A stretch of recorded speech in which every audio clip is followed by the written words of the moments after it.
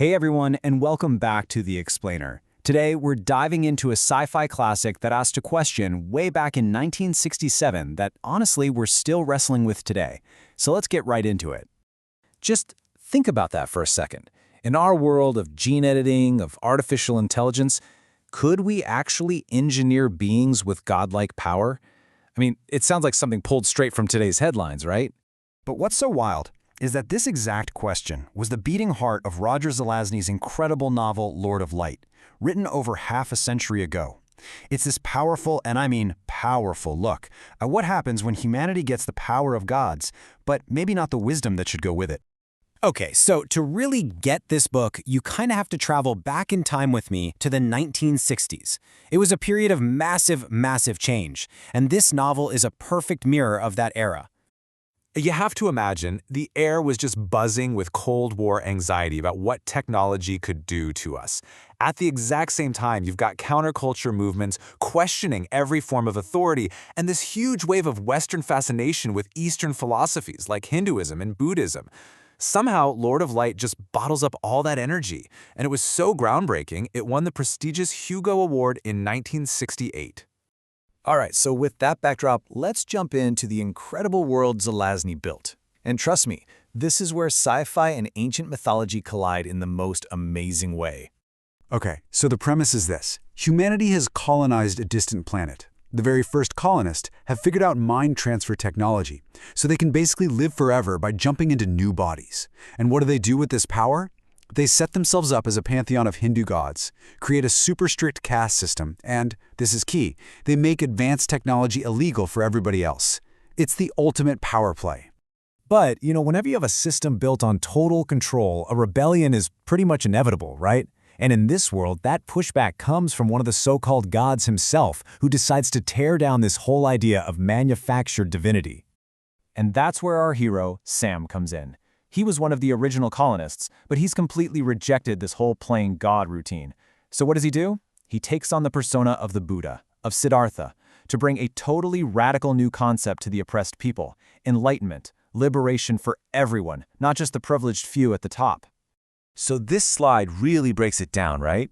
This is the heart of the whole conflict.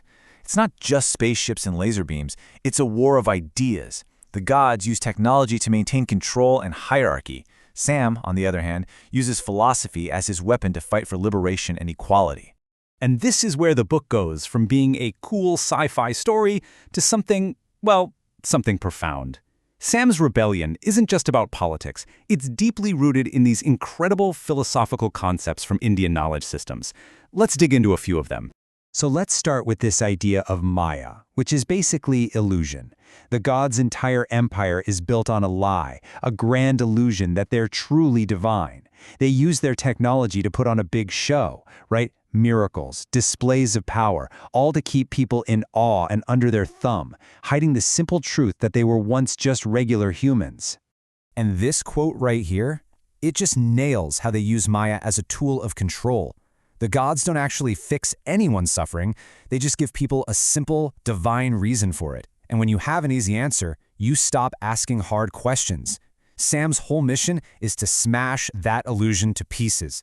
So you might think, okay, so Sam's just a rebel, an anarchist. But no, not at all.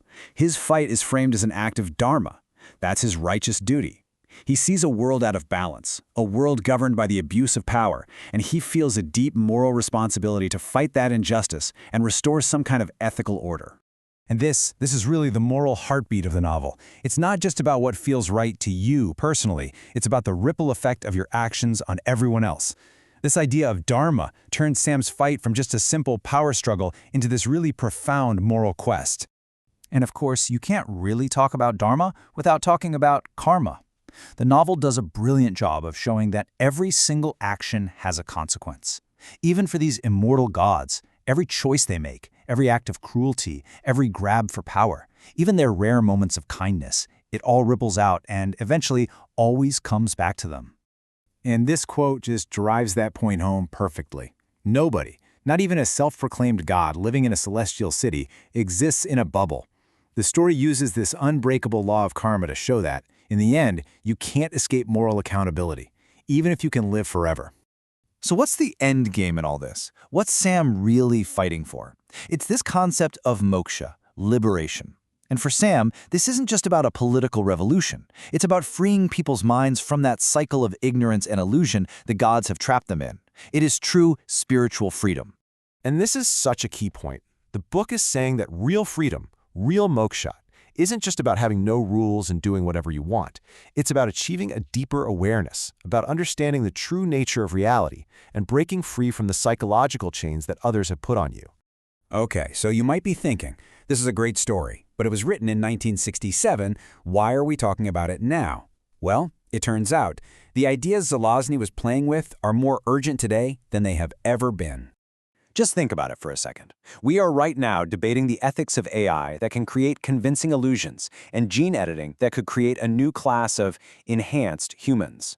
We live under the gaze of global surveillance. We struggle with what our digital identities even mean, and the battle to find truth in an age of fake news and social media bubbles.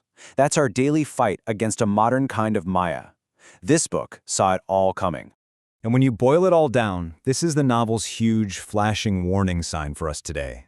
Lord of Light is shouting that our amazing technological progress has to be guided by an ethical compass, by Dharma.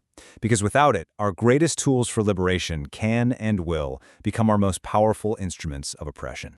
And that just leaves us with this one massive question to chew on. As our own technological power grows, as it becomes almost godlike, what is it that's going to keep us grounded? What are the principles that will make sure we use that power to free people, not to control them? The novel doesn't give us any easy answers, but it makes a powerful case that searching for one is the most important journey we can take.